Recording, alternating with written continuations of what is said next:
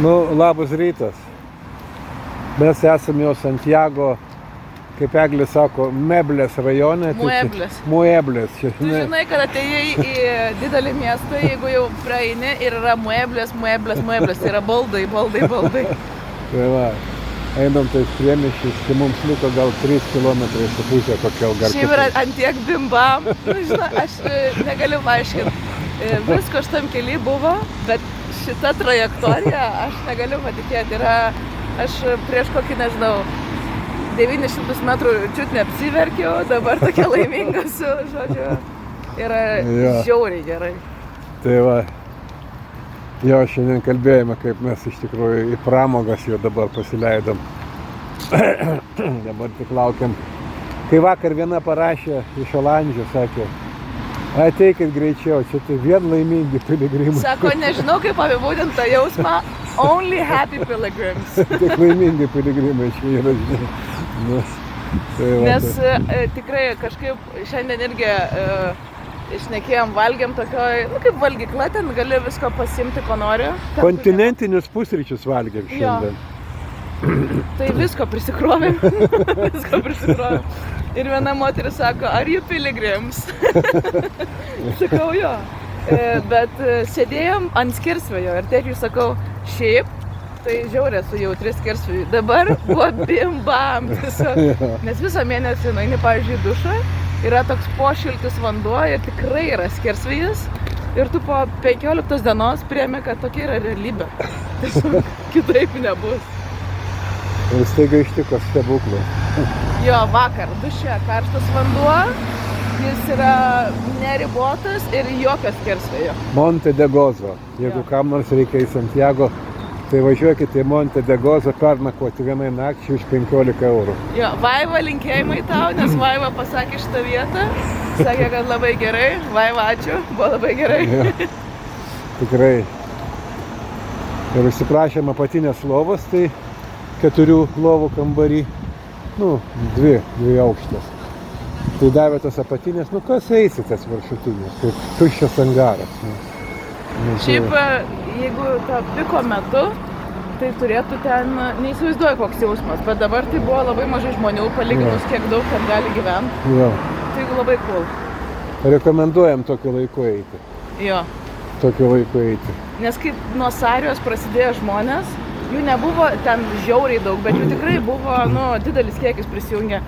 Ir galvoju, blemo, jeigu reikėtų taip visą kelią eit, šūdas su tokia mine. Jo.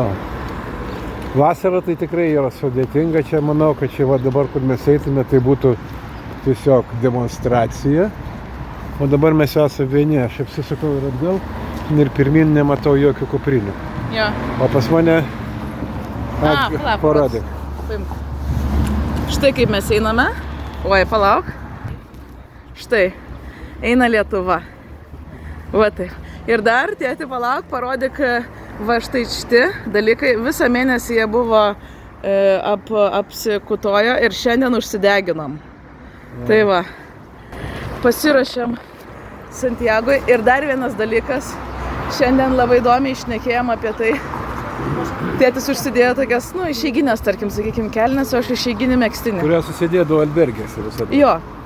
Ir aš sakau tėčiui, bet išdavystė eit nesutimpom ir nesu tuo megztiniu.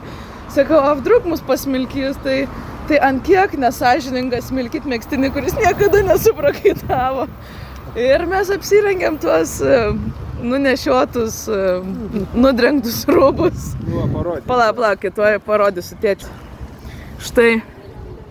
Štai, tėtis, va, skylę dar, va, prašau, dar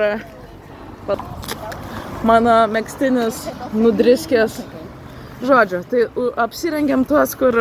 Skarmalais, su kuriais mes atėjom, nes kažkaip tikrai atrodo, kad nesąžininga būtų kitaip eiti. Supyktų šitos kelnės, jeigu būtų smilkomos tos išeiginės. Jo. Kaip čia, žinai, kaip ir dažnai, žinot, būna, kad, tu prasme... Vieni atlieka darbą, kiti šlovę. Pirmieji į suolus atsisėda tie, kurie nieko negali. Tai, žodžiu, tai einame, aišku, biškį paplauti. Ne viskas, bet aš, pavyzdžiui, vakar galėjau išsiplaut maikį ir tėčiui sakau, Blemba, aš pamiršau, kad gali plauti rūbus šiltų vandeniu. Kriaukliai. Kriauklį užsikimšus. Tai prasme, ploviu ir galvoju, tai kai gerai išsiplovė kojines. Žodžiu, dabar viskas tik gerėja, galėčiau pasakyti. Mes va praeinam tokią kavinę, man atrodo, į Simansko, tai žiūrėk, labai neblogas turėtų būti.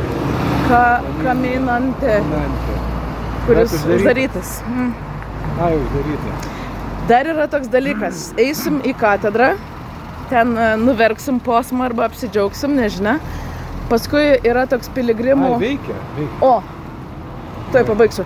Paskui yra piligrimų centras, kur pasimsim diplomą ir gali būti, jeigu būsim pirmieji 10, tai yra tokia akcija, kad 5 žvaigždučių viešbutis pirmiems 10 piligrimų, kurie gauna savo kompostelas, nemokamai duoda pietus. Nežinia, ar tai tiesa, bet jeigu tiesa, tai liuks bus.